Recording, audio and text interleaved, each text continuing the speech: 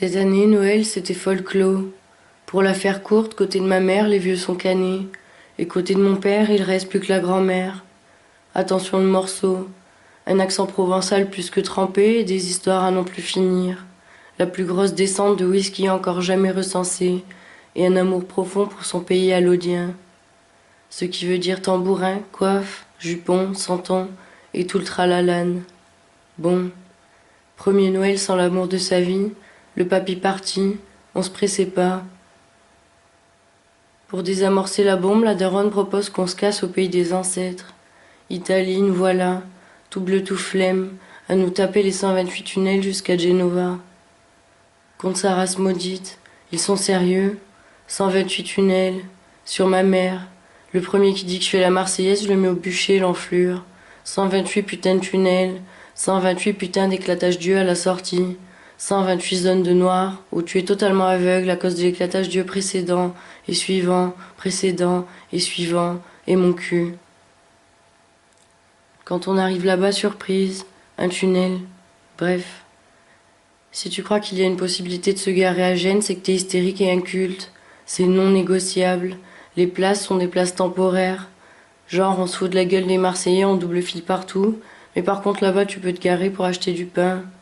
Foutage de gueule. Ça finit au parking. 150 balles, merci. Petit bonus, Kazoo, t'étais pas à bout. L'appart est genre en haut d'une montagne d'escalier. Je croyais que la rutière c'était en pente, que Notre-Dame c'était chaud, mais alors j'étais bien loin de me douter qu'il existait le fameux escalier chétane. Le gros fils de pute sa race, que t'as fait 5 crises d'asthme avant d'arriver à la moitié. Bon, par contre il était très joli ce petit escalier, ça c'est vrai. L'appart est peut-être mignon. Dedans on découvre des trucs qui nous tuent de rire, et on dresse le portrait d'Oliviero. Un mec très sympa qui dit serre-toi, il y a plein d'épices dans le jardin, et puis qu'en fait il y a que du persil. Que tu mets 3 jours à comprendre où il range le sel, qu'il y a un bidon d'eau chaude contenant 2 verres d'eau, un lit, escalier, rangement. Demande pas, moi non plus j'ai pas compris. Et surtout, un immense poster de Mick Jagger tout ridé au-dessus de la table à manger. Quel bon choix. On constate vite en sortant que partir pour Noël c'était vraiment con.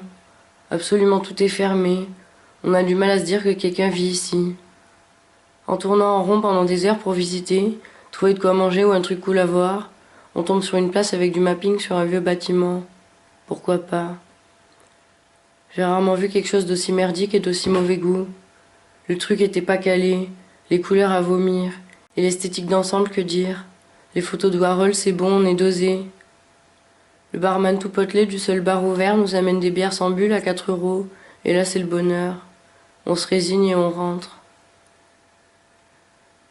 Du coup, pour le 24 au soir, on bouffe des pâtes avec pas assez de sauce. Mais c'est pas grave, on en rigole. L'année dernière, c'était un sandwich pourri en Finlande. L'année prochaine, il y aura peut-être des pizzas. Famille indigne qu'on est. Les vieux nous lâchent et c'est terminé le chapon, les 13 desserts et mes couilles. On a tout niqué. On prendra pas un demi-kilo pour les fêtes, nous. Je me goinfre de bonbons comme une grosse et je racle mon grinder pour rouler ce fameux pétard placebo, histoire d'accepter d'aller dormir à 22h. Faites de beaux rêves. Le lendemain, c'était la journée sous le thème du cabri, Fada. On est monté, monté, monté. Je compte plus les escaliers chétanes. Le nôtre est finalement pas si terrible. On découvre une ville qu'on comprend pas. On est crevé. J'ai l'impression d'être défoncé tellement j'ai pas fumé. Cet endroit est chelou.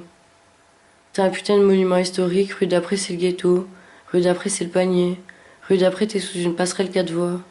Bref, y a même pas de chat pour se divertir. Ah si, en voilà un. Oh, didou didou. Il s'en bat les couilles, ok. On passe 3 heures à toujours aller plus haut pour trouver l'entrée d'un putain de funiculaire fantôme. Droite, gauche, dessus, dessous. On nous prend pour des cons. Y a que dalle, walou, le vide. Les mecs se foutent de nos gueules de touristes. La gonde nous a filé un plan avec un putain de grand sourire en nous faisant son flanc comme quoi c'était trop cool. Et ce putain de fils de pute de funiculaire n'existe pas. On a les boules. Et en même temps on s'en branle un peu. Y avait quand même un but. Cet enfoiré de funiculaire est censé foutre les gens dans un super château à visiter. Enfin, apparemment on a du mal comprendre. Parce que ce fameux castle, mon pote, eh ben tu peux pas y entrer. T'as un putain de grand portail stylé qui donne envie de voir dedans. Et puis quand tu t'approches, il y a une petite pancarte avec une tronche de Condé dessus. Et des trucs écrits en italien que tu comprends bien qu'il faut pas les énerver. Après s'être bien fait enculer, on décide d'aller goûter la spécialité génoise. La focaccia. Comme des bourrins, on en prend une dans un truc pourri et je trouve qu'on dirait de la pizza molle. Mon frère et ma mère sont contents. Ou optimistes. Je sais pas trop.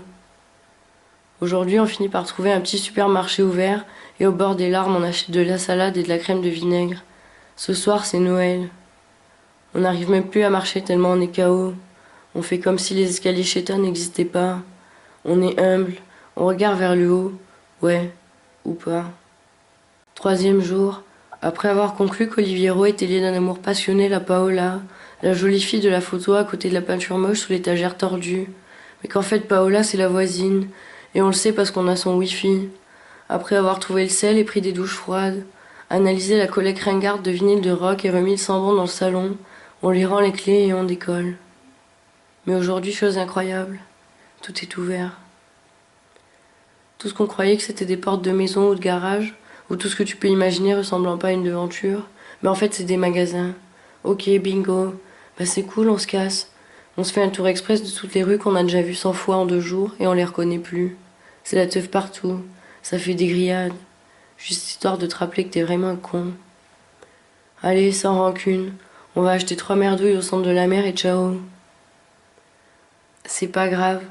150 € de parking plus tard, on est de retour dans la route infernale des 128 tunnels.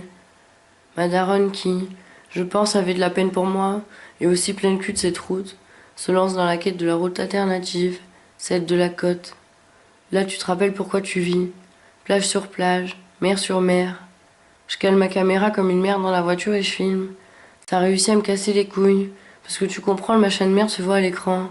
Jamais contente. Quand on arrive enfin à Marseille, après 6 heures de route, c'est Fracasse qui a les clés, et il est au bar. Alors j'attends comme un con en bas de la maison, et je me dis qu'il n'y a pas de justice.